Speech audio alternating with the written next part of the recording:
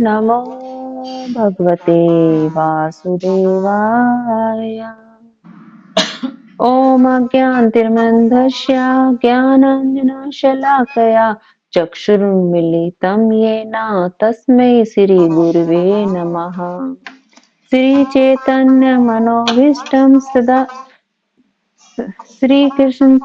श्रीचैतन्यमनोभीष्टं स्थापितं येन भूतले स्वयंरूप कदा मह्यं ददाति सपदान्तिकम्। वन्दे अहं श्रीगुरु श्रीयुतपदकमलं श्रीगुरून् वैष्णवांश्च श्रीरूपं सहजातं सहगण रघुनाथं वितं तं सजीवम् साद्वैतं सावधूतं परिजनसहितं कृष्णचैतन्यदेवं श्रीराधा कृष्णपादान् सहगण ललिता श्रीविशाखान्वितांश्च। हे कृष्ण करुणा सिंधु दीनबंधु जगतपते गोपेश गोपिकाकांत श्री राधा कांत नमस्तुते। तप्त कांचन गौरांगी श्री राधे वृंदावनेश्वरी विश्वभानुसुता देवी प्रणमामि हरिप्रिय। वाञ्छाकल्पतरुभ्यश्च कृपा सिन्धुभ्येव च पतितानां पावनेभ्यो वैष्णवेभ्यो नमो नमः। जय श्री कृष्ण चैतन्य प्रभु नित्यानंद श्री अद्वैत गदाधर शिवासादि गौर भक्त वृंद। हरे कृष्णा कृष्णा कृष्णा हरे हरे हरे राम राम राम हरे हरे।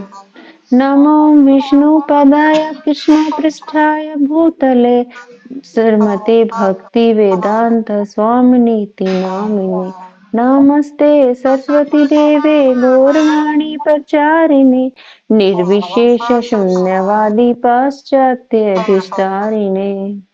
नारायण नमस्कृतं नरं चैव नरोत्तमं देवी सरस्वती व्यासं ततो जयमुदीरये।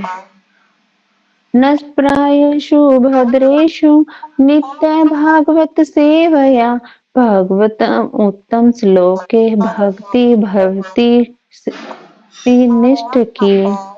कृष्णाय वासुदेवाय देवकी नंदनाय च नंद गोप कुमाराय गोविंदाय नमो नमः। मुखं करोति वाचालं पाण्गुलं लंघयते गिरि यत् कृपातः अहं वन्दे परमानंद माधवम। हरे कृष्ण माता जी दंडवत प्रणाम। सभी के चरणों में दंडवत प्रणाम। हाँ जी, हरे कृष्णा। बहुत बहुत धन्यवाद माता जी कीर्तन करने के लिए आपका। तो एक बार अनम्यूट करके सब जो है माता जी आ चुकी हैं, तो माता जी का स्वागत करेंगे हरे कृष्ण महामंत्र बोल के। तो पुनः माता हरे जी कृष्णा कृष्णा कृष्णा कृष्णा कृष्णा हरे हरे हरे हरे राम राम राम राम राम हरे हरे हरे। हरे कृष्ण माता जी दंडवत प्रणाम। ठीक है, आदिल्ला माता जी आप शुरू कर सकते हैं। ठीक है, धन्यवाद। हरे कृष्ण। श्रील प्रभुपाद की जय। ग्रंथराज श्रीमद् भगवत गीता यथारूप की जय। माता जी आपके चरणों में एक प्रेयर है। माता जी आप एक बार वीडियो ऑन कर लो, बहुत दिन हो गया आपको देखे। हरे कृष्णा माता। माता जी मुझे दिख नहीं रहा, आप अच्छे से ये लिखा आ रहा है ऊपर। क्यों लिखा क्यों आ रहा है आपको मतलब, नहीं दिख क्लियर रहे? फोटो आ रही है हमारे पास, तो आपको क्यों नहीं दिख रहा है? वो हाँ, माता जी देखिए के वो आ रहा है। आपका सिर्फ चश्मा चश्मा भी पूरा नहीं दिख रहा। माता जी हाँ, क्या आपके मुझे तो दिख रही है माता जी की फोटो, सभी की दिख रही है अच्छे से। हाँ और क्या, मैं तो बिल्कुल साफ अच्छे से बैठी हूँ। हाँ अब दिखे हो। चलो दिख गई। हाँ तो नेट वीक होगा ना आपका। धन्यवाद माता जी, आपके दर्शन हुए। चलिए, भगवत गीता यथारूप अध्याय 15 पुरुषोत्तम योग श्लोक संख्या ठीक।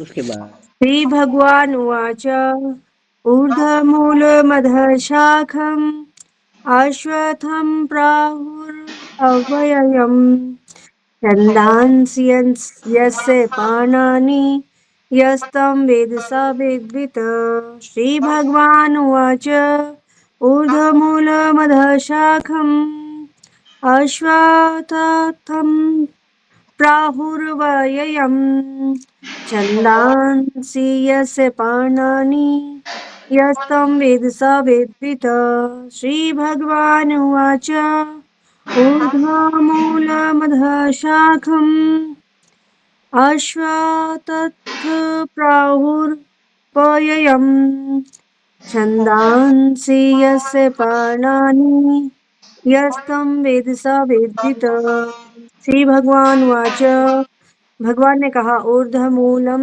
ऊपर की ओर जड़े अध नीचे की ओर शाखम शाखाएं अश्वत्थम अश्वत्थ वृक्ष को प्राहु कहा गया है अवयम शाश्वत छंदांसी वैदिक श्रुत यस्य जिसके पर्णानी पत्ते यह जो कोई तम उसको वेद जानता है स वह वेदविद वेदों का ज्ञाता। तो भगवान ने कहा जाता है कि एक शाश्वत अश्वत्थ वृक्ष है जिसकी जड़ें तो ऊपर की ओर है और शाखाएं नीचे की ओर, पतियां वैदिक स्रोत है। जो इस वृक्ष को जानता है वे वेदों का ज्ञाता है। ठीक है, आप लोग भी एक बार उच्चारण कर लीजिए। हरे कृष्णा माता जी, सादर प्रणाम सभी भक्तों के चरणों में। श्रीमद् भगवत गीता यथारूप अध्याय 15 और श्लोक संख्या 1 और भगवत गीता में 700 श्लोक हैं, 18 अध्याय हैं और आज हमारा 15वां अध्याय है और इसमें श्लोक हैं 20। श्री भगवान वाच ऊर्ध्वमूल मध्य शाखा में अश्वत्थं प्राहुरव्ययम् छन्दांसि यस्य पर्णानि यस्य तं वेद स वेदवित्। हरे कृष्णा माता जी, सादर प्रणाम सभी को। हरे कृष्णा माता जी, दंडवत प्रणाम सभी के चरणों में, दंडवत प्रणाम। श्रीमद् भगवत गीता यथारूप, इसमें कुल 18 अध्याय हैं, 700 श्लोक हैं और हम अब हैं 15वें अध्याय पर और अध्याय का नाम है पुरुषोत्तम योग और इसमें कुल श्लोक है 20। आज हमारा पहला श्लोक है। श्री भगवान वाच अर्धमूलम् अध शाखम् अश्वत्थं प्राहु अव्ययम् छन्दांसि यस्पर्णानि ये तं वेद सा वेदवितः। हरे कृष्णा माता जी, दंडवत प्रणाम। हरे कृष्णा माता जी, दंडवत प्रणाम सभी भक्तों को, दंडवत प्रणाम। श्रीमद् भगवत गीता यथारूप अध्याय 15 श्लोक संख्या 1। ऊर्ध्वमूल मध्य शाखम स्वस्थं प्रवाहुरव्ययम् छन्दांसि यस्य पर्णानि यस्तं वेद स वेदवित्। हरे कृष्ण माता जी। हरे कृष्णा माता जी, दंडवत प्रणाम सभी भक्तों को, दंडवत प्रणाम। अध्याय 15 श्लोक संख्या 1। श्री भगवान वाच ऊर्ध्वमूल मध्य शाखम श्रेतथं प्राहुव्ययम् छन्दांसि यस्य पर्णानि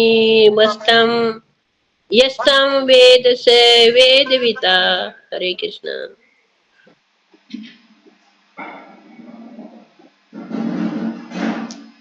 हो गया सबका? सुशीला श्री माता जी। भगवान उवाच ऊर्ध्वे मूलम् अधः शाखम् अश्वत्थं प्राहु अव्ययम् छन्दांसि यस्य पर्णानि यः तं वेद सः वेदवित्। हाँ जी, और तो किसी को नहीं पढ़ना ना? ठीक है माता जी, शुरू कर सकते हैं। ठीक है,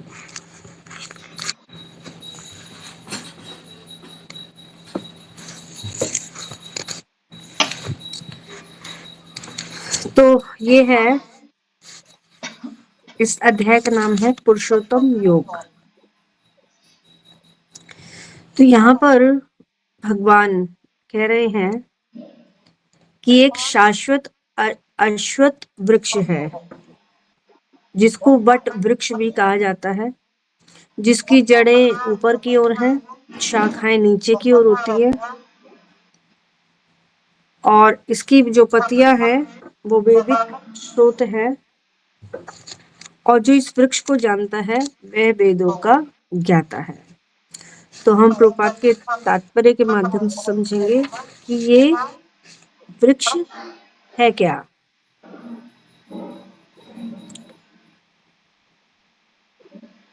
तो भक्तियों की महत्ता की विवेचना के बाद यह पूछा जा सकता है कि वेदों का प्रयोजन क्या है। तो इस अध्याय में बताया गया है वैदिक अध्ययन का प्रयोजन कृष्ण को समझना है, जैसा कि 15वें अध्याय के 15वें श्लोक में भी कहा है, सर्वेर अहमेव वेदो वेदांत कृतिदेव दविदेव चाहम, कि सारे वेदों का सार क्या है, भगवान को जानना। और जो कृष्ण भावना भावित है, वो भक्ति में रत है, वह वेदों को पहले से ही जानता है। जैसे कि 12 महाजन हैं ना, तो वो सब कृष्ण भावना भावित हैं, और वो सब क्या जानते हैं, वेदों के सार को जानते हैं। वेदों का सार क्या है उसको वो जानने वाले हैं। अब ये जो भौतिक जगत है, इसके बंधन की तुलना, इस भौतिक जगत में क्या है, बंधन। किस चीज का बंधन है, सत्वगुण, रजोगुण और तमोगुण का बंधन है इस जगत में। तो इसकी तुलना किससे की जा रही है, इस वृक्ष से, जिसको अश्वत्थ वृक्ष कहा गया है। तो यहाँ पे बता रहे हैं कि जो व्यक्ति सकाम कर्म में लगा है, उसके लिए वृक्ष का कोई अंत नहीं है, और एक शाखा से दूसरी शाखा में, दूसरी शाखा से तीसरी शाखा में वो घूमता रहता है। तो इसकी अनेक शाखाएं हैं। तो ये जो जगत है, ये किसके समान है, एक वृक्ष के समान इसकी तुलना की गई है इस जगत की। और इस जगत का कोई अंत नहीं है। तो देखते हैं जो वृक्ष होता है उसकी जड़ें कितनी मजबूत होती है, कहाँ कहाँ दूर दूर तक फैली होती हैं। और इस वृक्ष में, जो इस वृक्ष में आ सकता है, मतलब इस भौतिक जगत में बंधा हुआ है, आसक्त है, हाँ, प्रेम रखता है इस संसार से। कहते हैं ना कि संसार से समता और भगवान से ममता होनी चाहिए, लेकिन हम करते क्या हैं, संसार से ममता और भगवान से समता रखते हैं। और इस वृक्ष में जो आसक्त रहता है उसकी मुक्ति की कोई संभावना नहीं है, क्योंकि इसकी जड़ें इतनी मजबूत हैं, एक बारी कोई इसके चंगुल में आ जाता है तो वो आसानी से बाहर नहीं निकलता, नहीं निकल सकता।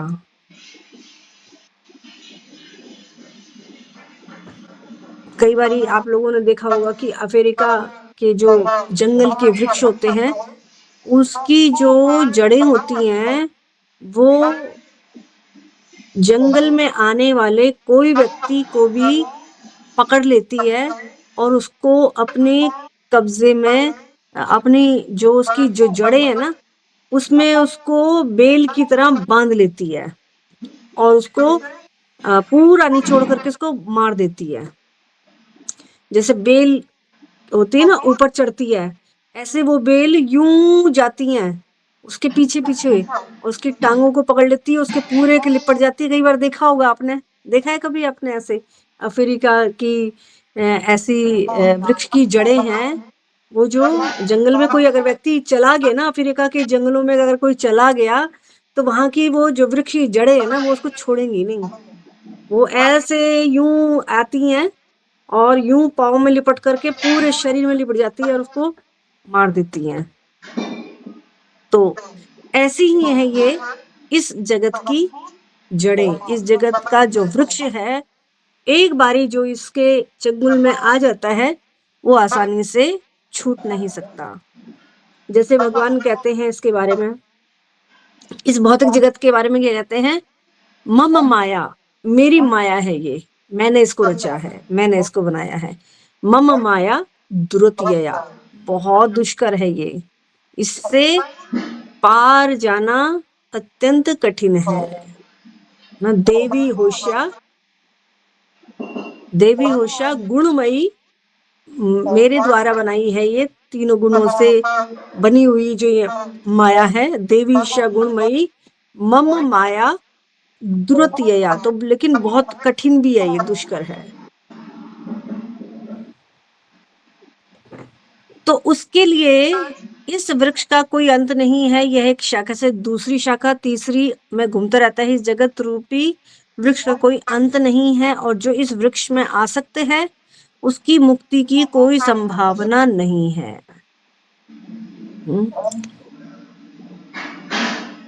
तो जो ये भौतिक जगत है, ये इसको कई नामों से पुकारा जाता है। इसको दुर्ग भी कहा जाता है। दुर्ग मतलब किला। किसका दुर्ग? दुर्गा का किला है ये। तो दुर्गा के इस किला में जो कोई आ जाता है, वो वापस इसको उलांग नहीं सकता, इससे बाहर नहीं निकल सकता कोई। बड़ा दुष्कर है इसके किले को पार करना।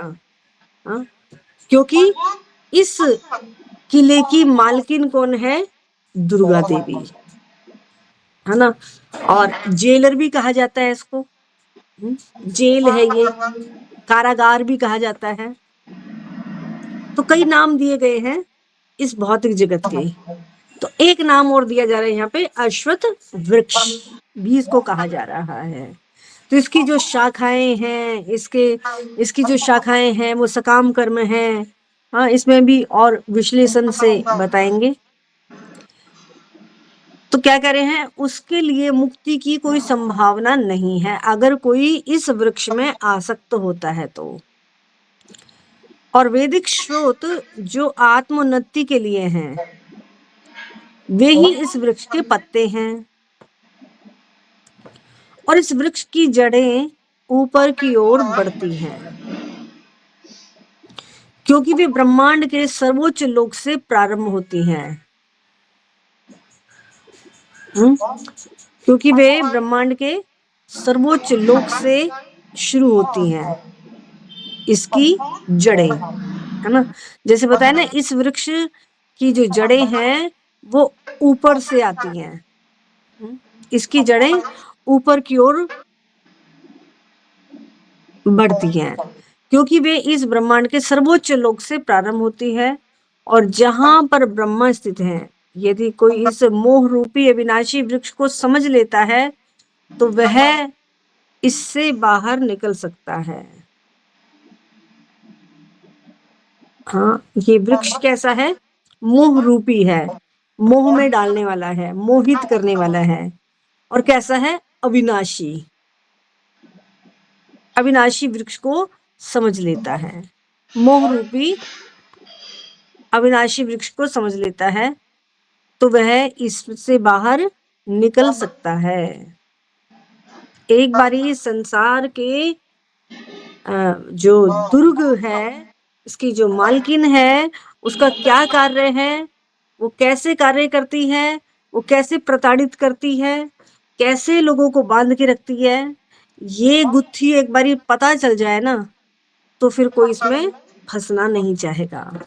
लेकिन लोग समझ नहीं पाते हैं और इसमें फंस करके ही मरते और जीते रहते हैं। मरते हैं फिर जन्म लेते हैं, मरते हैं फिर जन्म लेते हैं। जैसे यहाँ पे क्या कह रहे हैं कि एक स्थान से दूसरे स्थान, दूसरे स्थान से तीसरे स्थान में वो घूमता रहता है। अब यहाँ पे प्रभुपाद क्या कर रहे हैं कि बाहर निकलने की जो विधि है ये बहुत आवश्यक है। पिछले अध्याय में बताया गया है कि भव बंधन से निकलने की कई विधियां हैं। 13वें अध्याय तक यह देख चुके हैं कि भगवत भक्ति की सर्वोत्कृष्ट विधि है। भगवत भक्ति ही सर्वोत्कृष्ट विधि है। 13वें अध्याय तक, जैसे 12वां अध्याय बताया है, पूरा भक्ति योग से भरा हुआ है। पूरा भक्ति योग के बारे में भगवान ने विश्लेषण किया है 12वां अध्याय। और 6ठे अध्याय में भी भगवान ने जो लास्ट वाला श्लोक है 47वां श्लोक, योगिनाम अपि सर्वेषां मत गतिन्तरात्मना श्रद्धावान भजते यो माम युक्त तमो मता। तो सारे योगियों में से सर्वश्रेष्ठ योगी वो है जो अंतकरण में मेरे बारे में सोचता है, उसको सर्वोच्च योगी बताया गया है। तो भगवत भक्ति ही सर्वोत्कृष्ट विधि है। भगवत भक्ति है ना, अनेक योग के बारे में बताया है, अष्टांग योग, राजयोग, 9वें अध्याय में गुह्य ज्ञान बताया है ना, परम गुह्य ज्ञान क्या है उसके बारे में बताया है।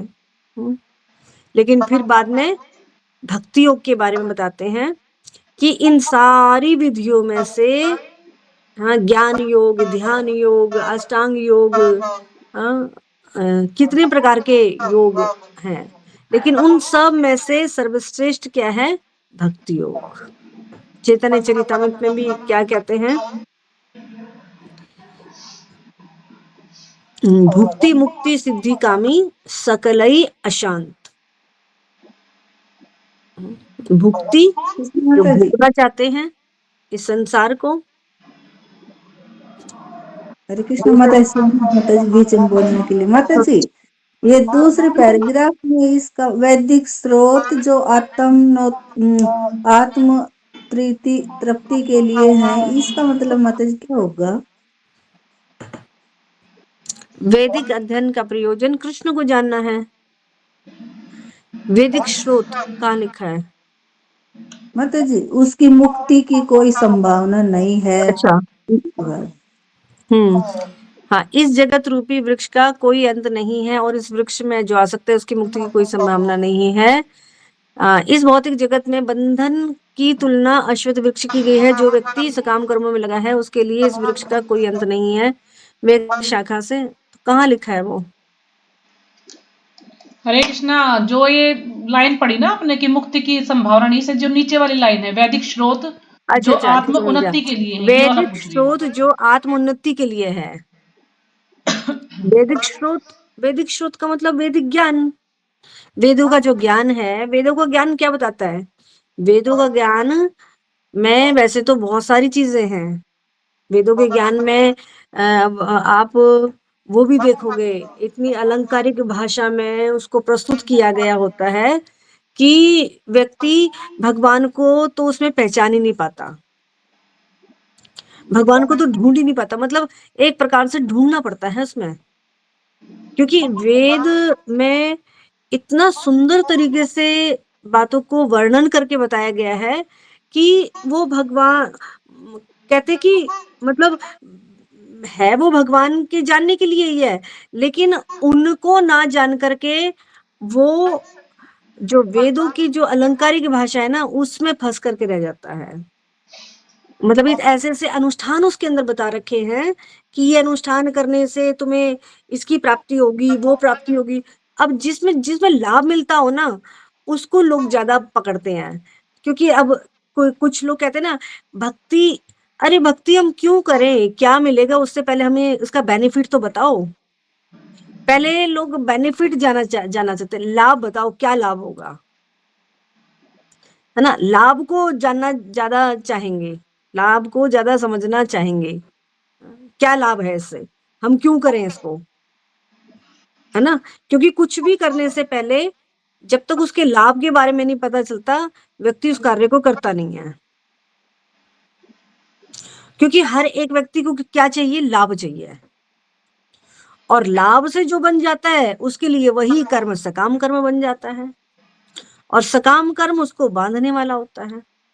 लेकिन उसमें तो निकलने के साधन बता रखे हैं, कैसे निकलना है, तो भगवान को जानना पड़ेगा। भगवान को जान करके हमें क्या लाभ मिलने वाला है? क्या होगा हमें भगवान को अगर हम जान भी जाएंगे तो हमें क्या लाभ मिलेगा? कुछ लाभ नहीं मिलेगा। तो फिर हम क्यों जाने भगवान को? हमें तो वो लाभ चाहिए जिसमें, हमें तो वो विधि बताओ जिसमें हमारा कुछ लाभ होता हो। तो ये है, वेदों में ये चीजें ज्यादा बता रखी हैं, तो इसलिए वो भगवान को नहीं ढूंढ पाते हैं, भगवान को नहीं जान पाते हैं। लेकिन है क्या? सारे वेदों का सार क्या है? भगवान को जानना, है ना। तो इसलिए यहाँ पे यही बात कह रहे हैं कि वैदिक स्रोत क्या है? जो आत्मोन्नति के लिए है। अब ये है तो आत्मोन्नति ही, क्योंकि एक प्रकार का प्रलोभन है ना। जैसे कि माँ अपने बच्चे को, जो बीमार बच्चा है उसको अगर दवा देगी तो उसको प्रलोभन देगी कि बेटा ये दवाई ले ले, मैं तेरे को टॉफी दूंगी। तो ये जो प्रलोभन है ना वेदों के अंदर, ये लोगों को टॉफी देने के बराबर है। अरे तुम ये कर लोगे तो तुम्हें ये लाभ हो जाएगा। ये क्या है? आत्म उन्नति का थोड़ा थोड़ा सा एक प्रोसेस है ये। लेकिन इससे वो पूरी तरह से भगवान को नहीं जान पाएगा, लेकिन धीरे धीरे थोड़ा थोड़ा खिसकेगा तो सही। कुछ ना करने से तो कुछ तो करेगा, है ना। अब बच्चे को तो ठीक करना है तो टॉफी भी देनी पड़ेगी उसको, है ना। प्रलोभन तो देना पड़ेगा, प्रलोभन देंगे तभी तो वो उस कार्य को करेगा, और वो कार्य करेगा तो उसमें उसका लाभ होगा, आत्म उन्नति होगी उसकी, है ना। तो ये वेदों में जो भी सब बताया है वो आत्म उन्नति के लिए ही है, जिससे कि इस आत्मा की थोड़ी बहुत कुछ उन्नति हो जाए। अगर ये ना दी होती तो वही कहना, बच्चा फिर दवाई लेगा ही नहीं, फिर लोग अच्छे काम के लिए प्रेरित ही नहीं होंगे, पुण्य कर्म करने के लिए प्रेरित ही नहीं होंगे, क्योंकि उनको प्रलोभन नहीं दिया जा रहा, है ना। इसलिए तो आत्म उन्नति के लिए है ये। तो वे इस वृक्ष के पत्ते हैं, वे ही इस वृक्ष के पत्ते हैं, है ना। वैदिक स्रोत क्या है? आत्मोन्नति के लिए है, और इस वृक्ष के वो पत्ते हैं। और इस वृक्ष की जो जड़ें हैं, जड़ें ऊपर की ओर जाती हैं, क्योंकि वे ब्रह्मांड के सर्वोच्च लोक से प्रारंभ होती हैं, और जहां ब्रह्मा स्थित हैं। और यदि कोई इस मोह रूपी अविनाशी वृक्ष को समझ लेता है तो वह इसे बाहर निकल सकता है। अब बाहर निकलने की विधि को जानना अत्यंत आवश्यक है, और वो क्या है? भगवत भक्ति ही सर्वोत्कृष्ट विधि है। क्योंकि भगवत भक्ति करने के लिए व्यक्ति को अहेतु की भक्ति करनी पड़ेगी, जिसमें तुम्हें भाई कोई लाभ नहीं मिलने वाला, भौतिक लाभ नहीं मिलेगा। लेकिन दुनिया को क्या चाहिए? लोगों को क्या चाहिए? भौतिक जगत को क्या चाहिए? भौतिक लाभ चाहिए। भौतिक लाभ से उनका लेना देना होता है ज्यादा। आत्मा है, आत्मा को किसने, आत्मा की संतुष्टि के लिए देखो भक्ति। आत्मा को किसने देखा है? कहाँ है आत्मा? आत्मा पहले इस शरीर को तो सुखी रख ले, इस शरीर की सुविधाएं तो पूरी हो जाएं पहले। हमारी तो बहुत सारी इच्छाएं हैं, पहले वो तो पूरी हो जाए, है ना। तो इसलिए भक्ति ही सर्वोत्कृष्ट विधि है। भक्ति का मूल सिद्धांत है भौतिक कार्यों से विरक्ति और भगवान की दिव्य सेवा में अनुरक्ति। इस अध्याय के प्रारंभ में संसार से आसक्ति तोड़ने की विधि का वर्णन हुआ है। इस अध्याय में प्रारंभ में ही, पहले ही श्लोक में बता दिया है क्या? कि संसार से कैसे आसक्ति तोड़ी जा सकती है,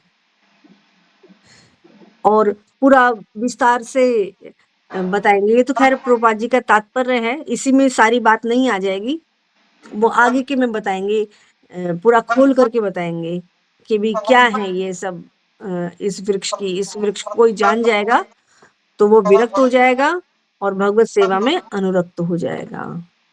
तो इस संसार की जड़ें ऊपर को बढ़ती हैं, अर्थात जो ब्रह्मांड के सर्वोच्च लोक से पूर्ण भौतिक पदार्थ से यह प्रक्रिया शुरू होती है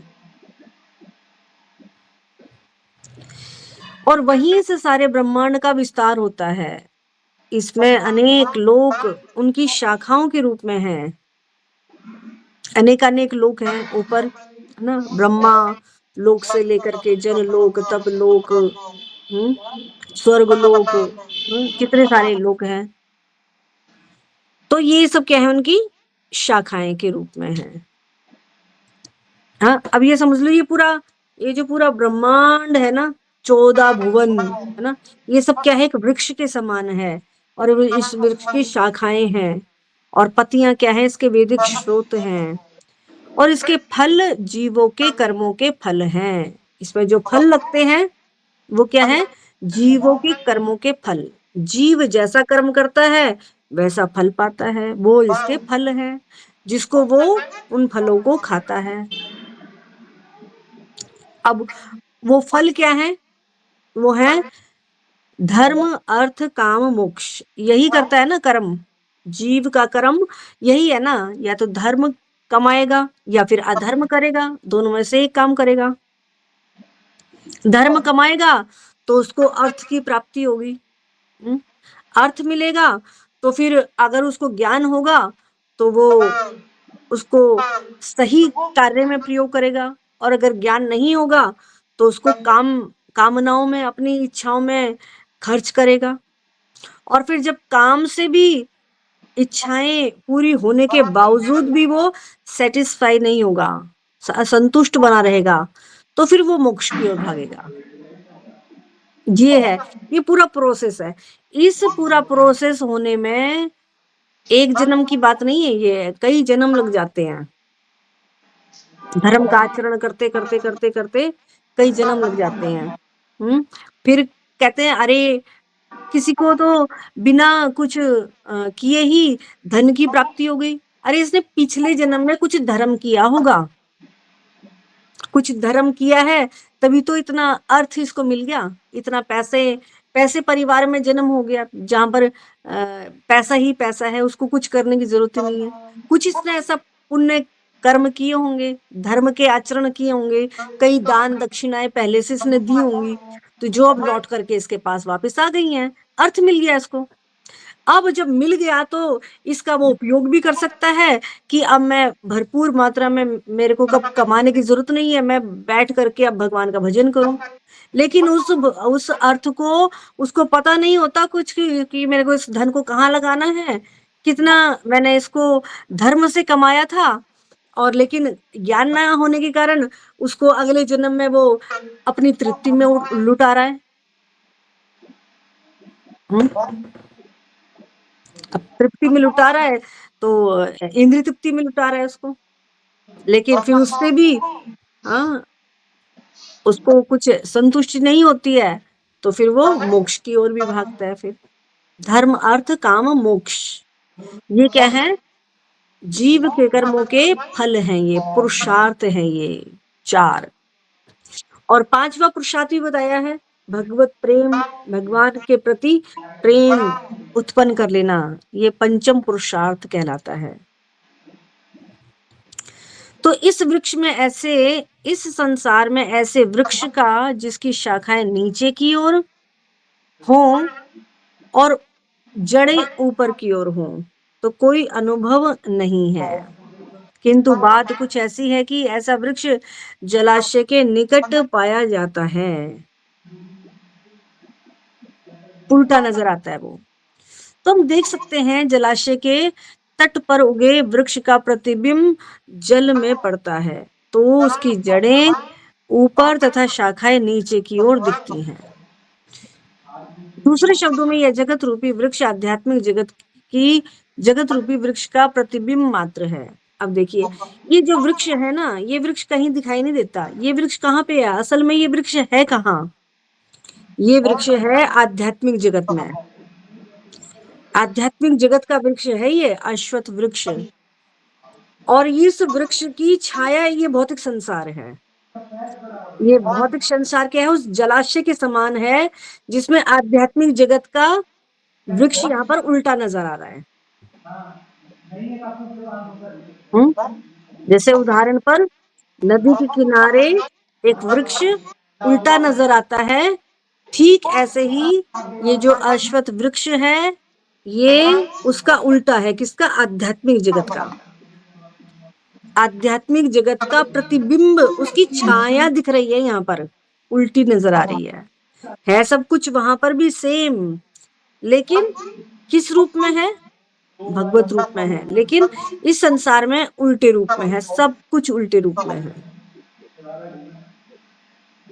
ठीक है, तो इसलिए यहाँ पे प्रभुपाद कह रहे हैं कि आध्यात्मिक जगत रूपी वास्तविक वृक्ष का प्रतिबिंब मात्र है। इस आध्यात्मिक जगत का प्रतिबिंब हमारी इच्छाओं पर स्थित है।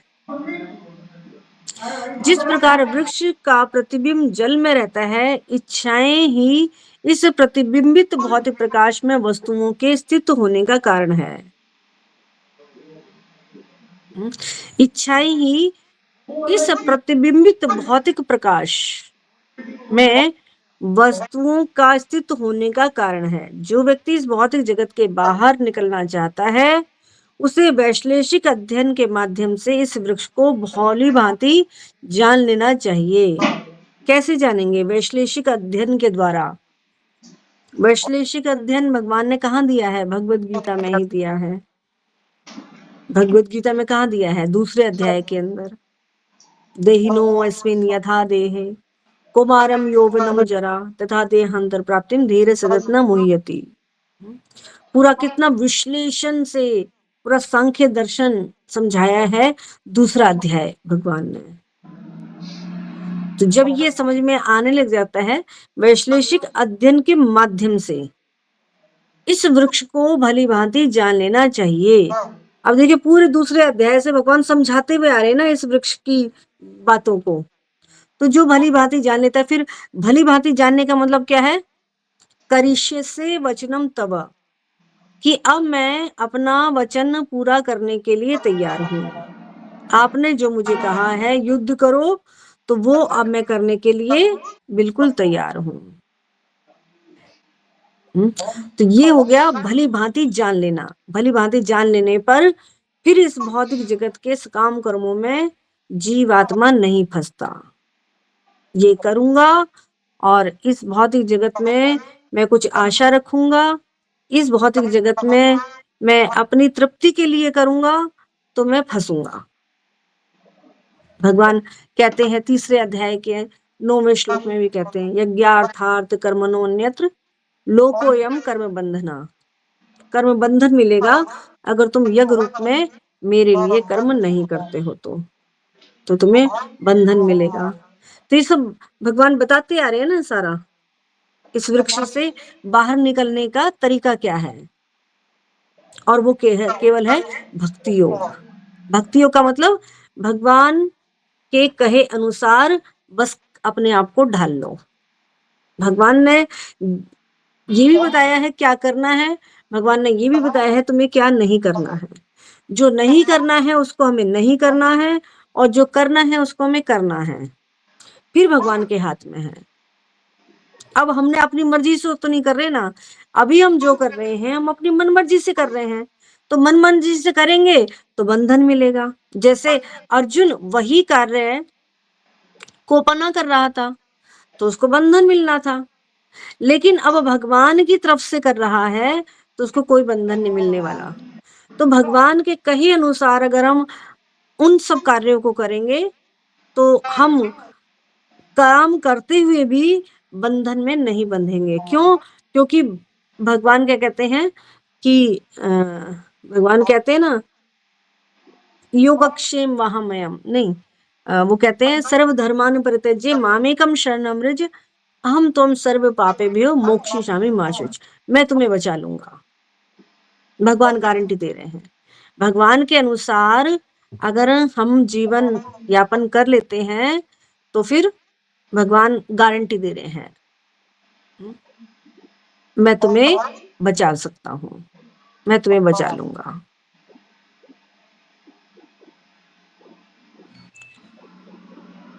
तो फिर वह इस वृक्ष से अपना संबंध विच्छेद कर सकता है। तभी तभी तो तोड़ेगा ना, भगवान से संबंध जोड़ेगा और इस संसार से संबंध तोड़ेगा। तो ये वृक्ष वास्तविक वृक्ष का प्रतिबिंब होने के कारण वास्तविक प्रतिरूप है।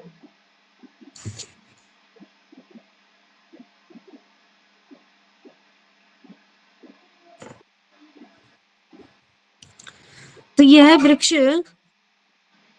वास्तविक वृक्ष का प्रतिबिंब होने के कारण वास्तविक प्रतिरूप होता है, असली लगता है, हाँ? असली जैसा लगता है। उस वृक्ष का की छाया है ये।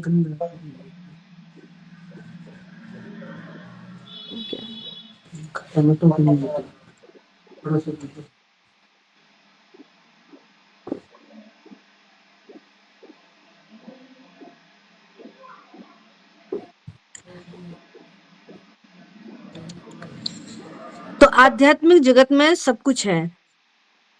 ब्रह्म को निर्विशेषवादी इस भौतिक जगत का मूल मानते हैं।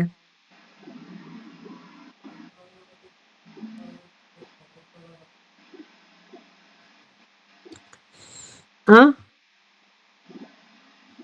आध्यात्मिक जगत में सब कुछ है और जो ब्रह्म को निर्विशेषवादी इस भौतिक वृक्ष का मूल मानते हैं, ब्रह्म को निर्विशेषवादी भौतिक वृक्ष का जड़ मानते हैं।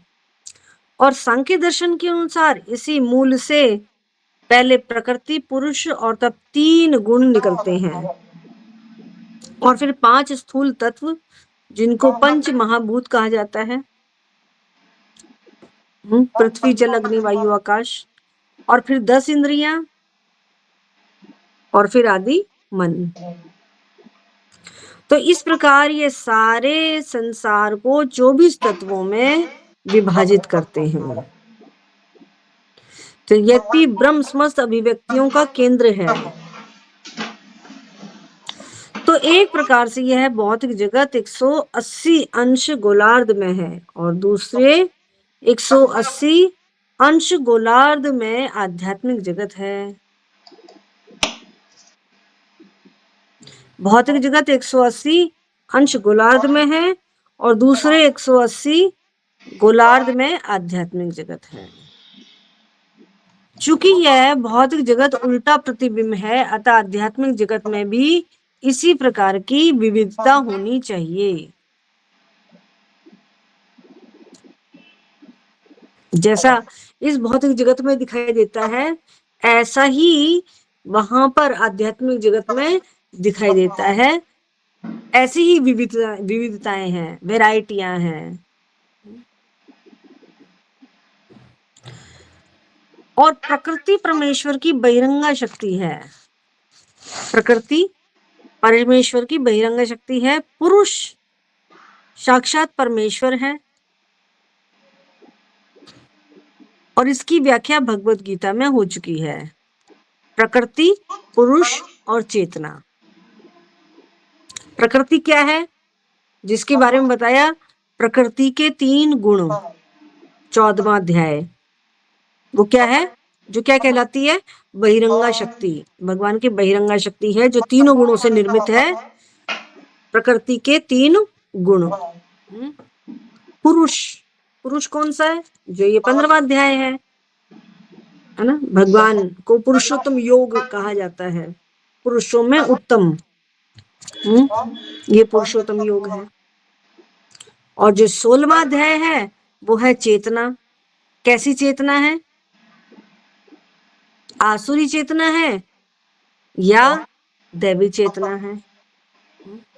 तो यहाँ पर अभी खाली पुरुष और प्रकृति के बारे में बताया है, जो भी अभी पीछे गया है। 13वां अध्याय प्रकृति, पुरुष तथा चेतना। 14वां अध्याय प्रकृति के बारे में पूरा खोल के बताया है, प्रकृति के 3 गुण। फिर 15वां अध्याय ये वाला जिसकी अभी यहाँ पे चर्चा हो रही है, पुरुषोत्तम योग। तो ये क्या है, प्रकृति क्या है? परमेश्वर की बहिरंगा शक्ति, जो तीनों गुणों से निर्मित है, जो अभी हमने 14वें अध्याय में पढ़ी है। और पुरुष कौन है? साक्षात परमेश्वर है, जिसको पुरुषोत्तम योग कहा जाता है, 15वां अध्याय। तो इसकी व्याख्या भगवत गीता में हो चुकी है।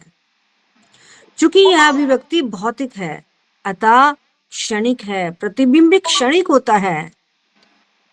जब तक वास्तविक रहता है तब तक छाया रहती है, क्योंकि कभी यह दिखता है तो यह कभी नहीं दिखता, परंतु यह स्रोत जहां से यह प्रतिबिंबित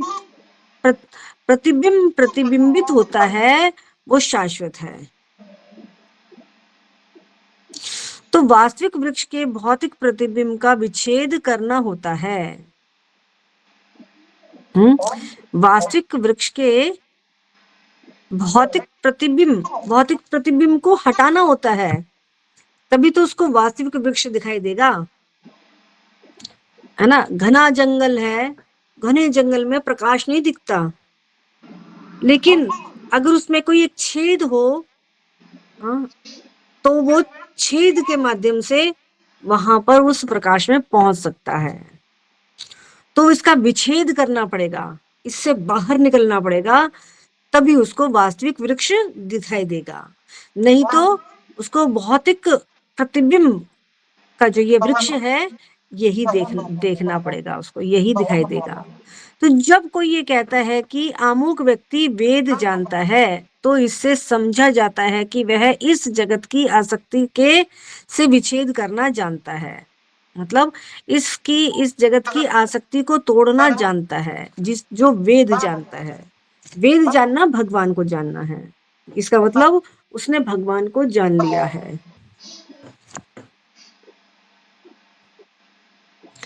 और यदि वेदों के कर्मकांड द्वारा आकृष्ट होता है तो वह इस वृक्ष के अंदर की सुंदर हरी पत्तियों से आकृष्ट होता है।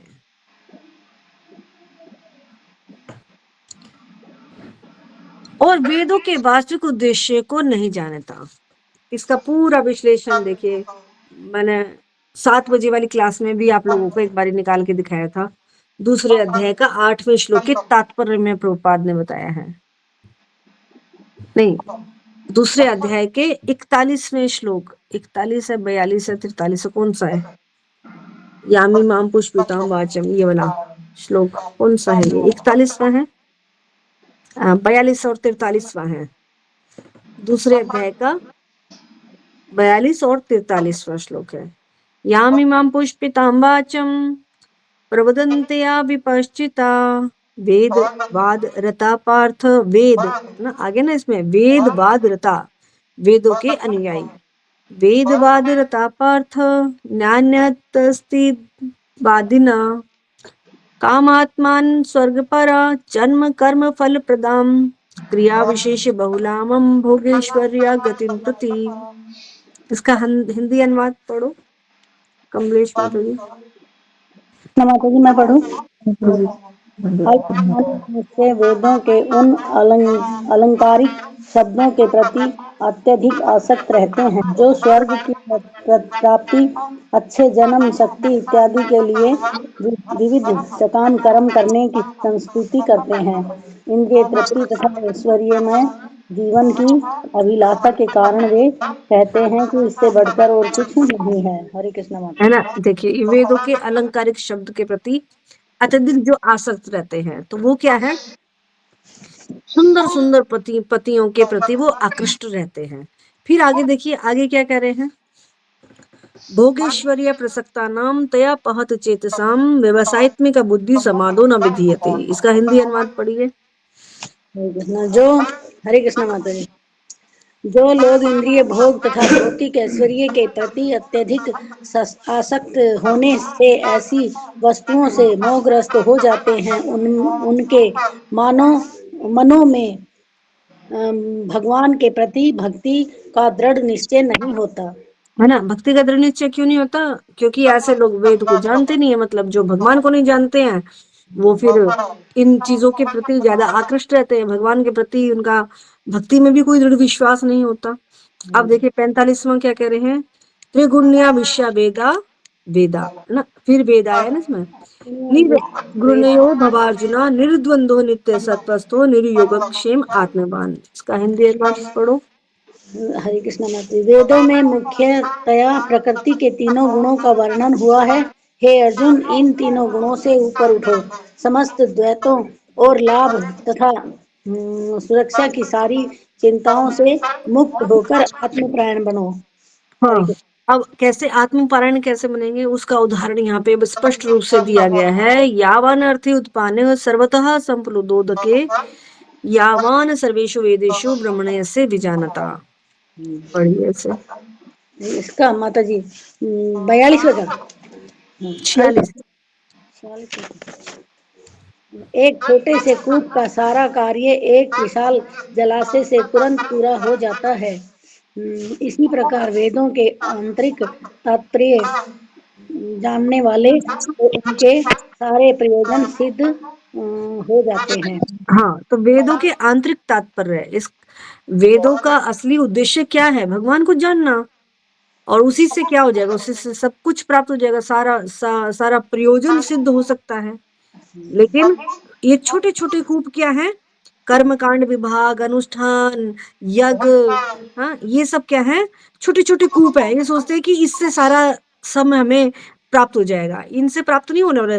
वो है जलाशय। जलाशय से सब कुछ प्राप्त हो सकता है। और वो जलाशय है, हाँ, वेदों का आंतरिक तात्पर्य क्या है, इसका मर्म क्या है, इस वेदों का असली निचोड़ क्या है, इसका उद्देश्य क्या है? भगवान को जानना। यह है जलाशय। इस जलाशय को अगर कोई जान जाएगा तो उसके सारे प्रयोजन सिद्ध हो जाएंगे। ठीक है, यही बात यहाँ पर कह रहे हैं।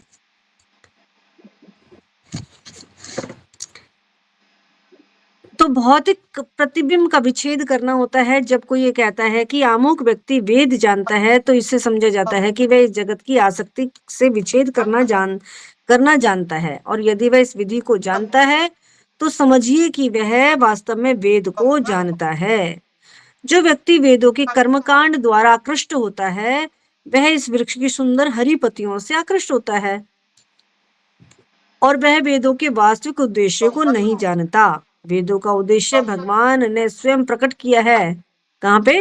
15.15 में। अभी आगे चल करके बताएंगे इसी अध्याय के अंदर। और वह है इस प्रतिबिंब वृक्ष को काट करके आध्यात्मिक जगत के वास्तविक वृक्ष को प्राप्त करना, है ना? वही बात कि कैसे इसको प्राप्त करेंगे वो फिर अब आगे के श्लोकों में भगवान धीरे धीरे धीरे जो है उस बात पे आएंगे। 15वें अध्याय के 15वां श्लोक पर बात कहेंगे।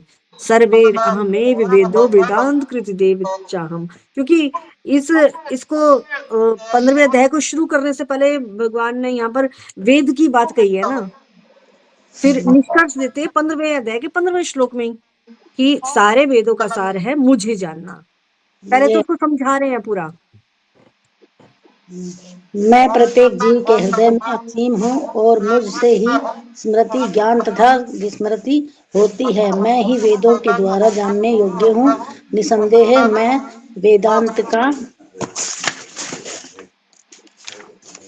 संकल्प करता तथा समस्त वेदों का जानने वाला हूँ। हरे कृष्ण। ठीक है, तो अभी तो पहले